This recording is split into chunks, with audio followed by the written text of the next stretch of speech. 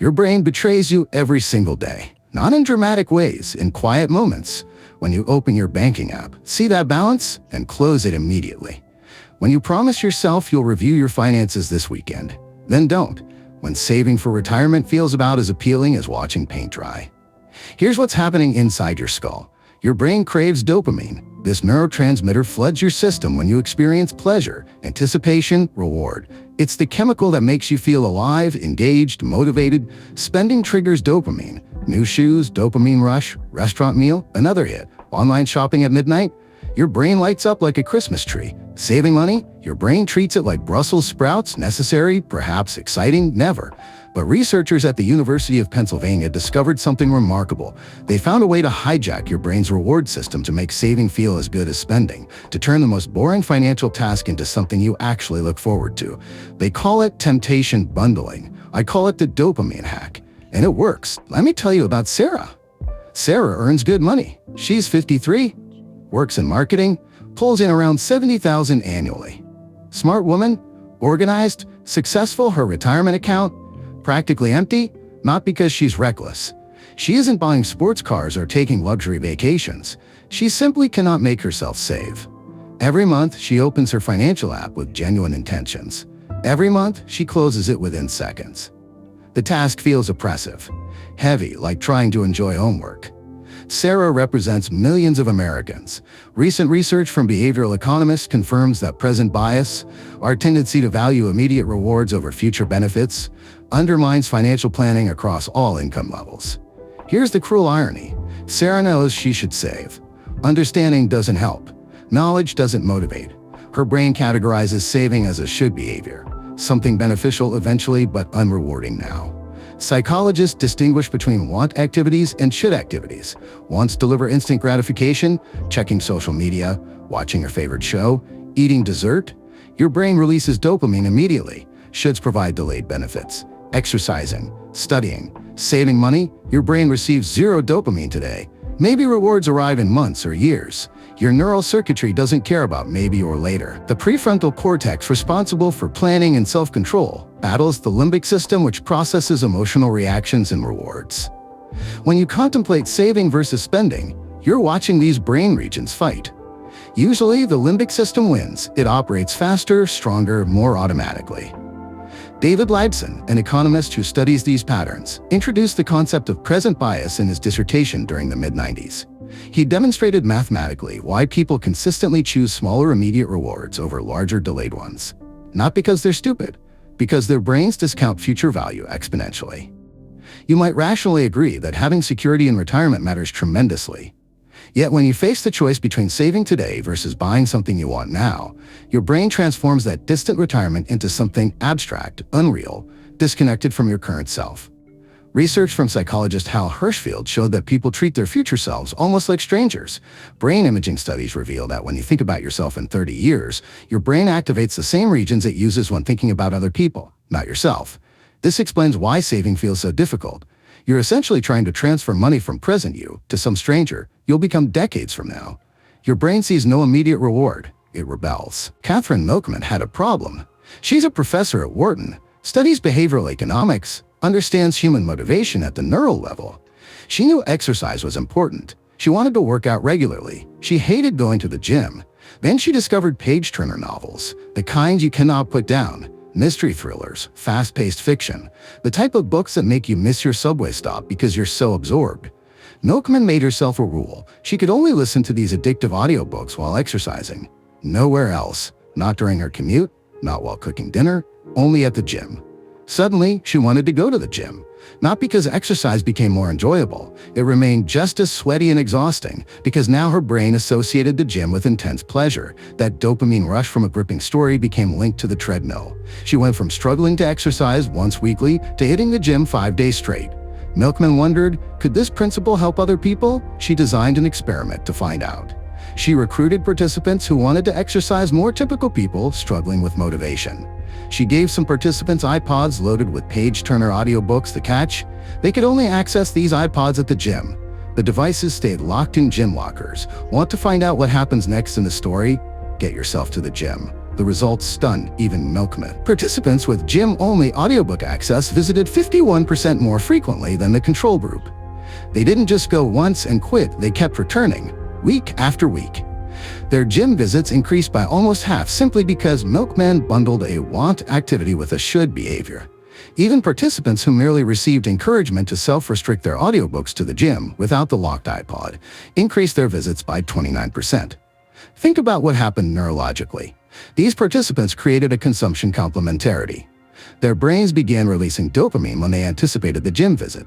The nucleus accumbens, a dopamine-rich region associated with reward processing, activated at the thought of exercising because it anticipated the audiobook pleasure. They literally rewired their neural pathways. After the study concluded, 61% of participants volunteered to pay money to maintain gym-only access to tempting audiobooks. They recognized the value, they wanted to keep the system running.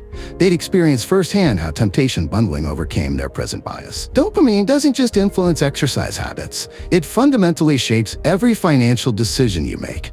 Researchers using functional MRI scans have mapped exactly what happens in your brain when you contemplate spending versus saving, when you anticipate buying something pleasurable, say, watching for a package delivery, your nucleus accumbens lights up.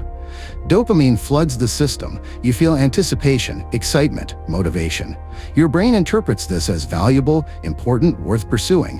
When you think about saving money, different story entirely. Scientists observe that contemplating savings activates the anterior cingulate cortex and the insula brain regions associated with conflict monitoring and negative affect. Basically, your brain processes saving as something aversive, something to avoid. This creates a neurological dilemma. Future rewards, no matter how large, get discounted in your brain's valuation system. A research paper in the journal Neuropsychopharmacology documented how the dopamine system encodes subjective value. Uncertain or delayed prospects generate less dopaminergic activation than immediate certain rewards. Translation? Your brain values a small reward today more than a large reward tomorrow. Not because you're irrational, because that's how your dopamine system evolved. There's fascinating research on dopamine receptor availability and financial decision-making. People with higher dopamine D2 receptor density in specific brain regions show different patterns of financial risk-taking and learning-based decisions. This isn't about willpower or character, it's neurochemistry. Studies on loss aversion reveal another dimension. When researchers presented participants with 50-50 chances of gaining or losing money, brain activity patterns predicted their choices. The more activation in loss processing regions, the more loss-averse the person became. The more dopamine signaling in reward regions, the more willing they were to take risks. Your financial personality partly reflects your dopamine system's unique configuration. But here's the crucial insight. While you can't easily change your dopamine receptor density, you can change what triggers dopamine release. You can rewire the associations. You can bundle activities differently. Research published in Brain Sciences examined how dopaminergic pathways bias economic preferences toward risk when effectively charged states activate reward circuits. Simply put, when something makes you feel good, your brain wants more of it. Create the right associations and you can make saving money feel good. That's not metaphorical. It's literal neurochemistry. So how do you apply this to saving? The principle remains identical to Milkman's gym experiment. You pair something instantly gratifying with the tedious task of managing your finances. Here's the method. First, identify your guilty pleasures, not expensive purchases. That defeats the purpose. Think activities that are free or cheap but utterly absorbing. That podcast series everyone's talking about. That streaming show you're desperate to watch. That novel sitting on your nightstand. That video game you love, that phone call with your best friend that always runs 2 hours. Make a list. Be honest. What do you actually crave? What makes you lose track of time? Second, identify your financial should behaviors, reviewing your spending, checking your investment accounts, calculating your savings rate, adjusting your budget, researching retirement options, any money task you chronically avoid. Third, create the bundle. Allow yourself the guilty pleasure only while performing the financial task. Love a particular podcast? You can only listen while reviewing your monthly expenses. Addicted to a TV series? Watch it only during your weekly money check-in. Craving that long conversation with your sister? Call her while you research investment options. This works because you're not trying to make the financial task inherently enjoyable. You're simply adding a dopamine source to the environment. A woman named Jennifer, 58, tried this approach. She'd avoided reviewing her retirement accounts for 3 years. Too stressful, too boring, too overwhelming. She loved British detective shows. She made a rule. She could only watch her favorite series while her financial accounts were open on her laptop. First time, she lasted 10 minutes before the show absorbed her attention. She forgot she was even looking at numbers. Second time, 20 minutes. By the fourth week, she'd reviewed her entire portfolio, rebalanced her allocations, and increased her contribution rate, all while enjoying 8 episodes of quality TV. Her brain formed a new association. Financial review time meant pleasure. The nucleus accumbens started releasing dopamine when she opened her banking app because it anticipated the show. Research from behavioral economics demonstrates this works across demographics and age groups.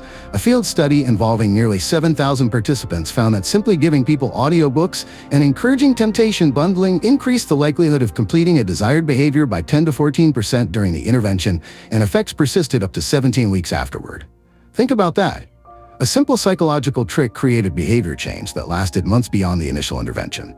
The key lies in restriction. The temptation must be genuinely restricted to the should behavior time.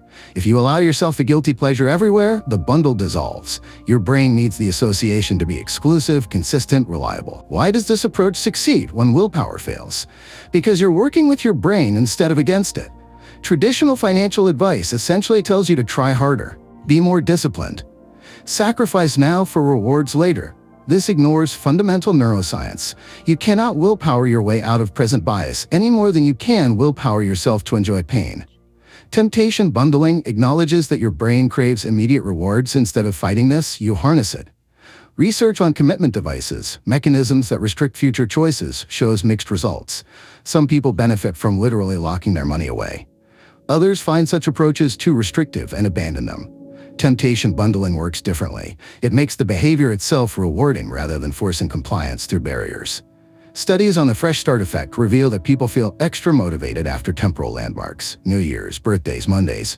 Combining temptation bundling with these fresh starts amplifies effectiveness. Start your money podcast bundle on the first of the month. Your brain receives multiple motivational boosts simultaneously. Behavioral economist Richard Thaler developed the concept of mental accounting, how people categorize and treat money differently based on arbitrary factors.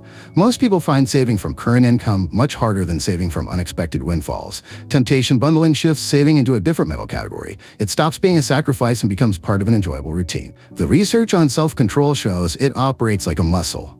Exercising self-control depletes willpower temporarily, but temptation bundling doesn't require self-control. You're not resisting temptation, you're scheduling it. Strategically, there's one critical warning. The approach can lose effectiveness over time if you don't refresh the temptation. Milkman found gym attendance declined after Thanksgiving interrupted the routine. Some participants habituated to their audiobooks and lost interest. Solution? Rotate your guilty pleasures. When one show ends, find a new one. Keep the dopamine novel. Keep your brain engaged. And here's something interesting. Over time, the financial task itself may start triggering some dopamine release even without the bundled activity. Your brain forms associations. Eventually, opening your savings account might generate mild pleasure simply because it's been paired with enjoyable experiences. So many times, you're literally reconsolidating your memories around money management. Each time you bundle, you're creating new synaptic connections that link financial responsibility with reward. Your brain isn't broken. It's designed perfectly for immediate survival, short-term thinking, instant gratification. That design served your ancestors well. It sabotages your retirement planning. You cannot change this fundamental architecture, but you can redirect it. Sarah, the marketing professional who couldn't save, she started bundling her favorite podcast with her monthly financial review. Within 3 months, she'd increased her retirement contributions by 15% and opened an additional investment account. Not because she suddenly developed superior willpower, because she made the process something her brain wanted to do. The dopamine hack works because it accepts human nature as it exists. We are not rational economic actors. We are biological beings with neurochemical systems that prioritize immediate rewards. Fighting this leads to failure, guilt, self-recrimination. Working with it leads to actual behavior change. Think about your relationship with money. Not what you wish it were, what it actually is right now. If reviewing your finances feels like punishment, you'll avoid it. Avoidance creates ignorance. Ignorance creates poor decisions. Poor decisions create financial insecurity.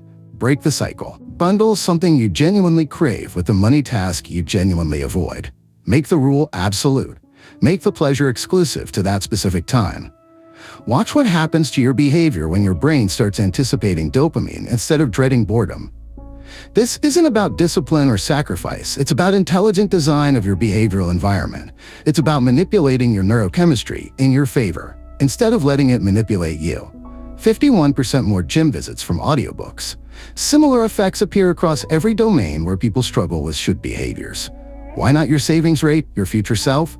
That stranger your brain doesn't quite recognize, desperately needs you to start building wealth today. Temptation bundling might be the neurochemical bridge between present you and future. You give your brain what it wants, dopamine. Attach that dopamine to what you need, financial security. It's not manipulation, it's partnership. You and your nucleus accumbens working together instead of working against each other. The research proves it works. The neuroscience explains why. The only question remaining is whether you'll actually try it. What's the worst that could happen? You'd end up watching some great TV while accidentally building wealth. Seems like a reasonable trade-off.